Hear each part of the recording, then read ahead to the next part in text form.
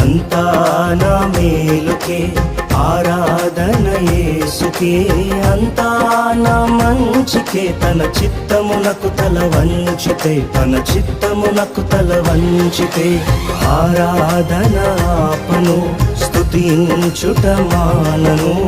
ఆరాధన ఆపను, స్తుతించుట మానను, స్తుతించుట మానను.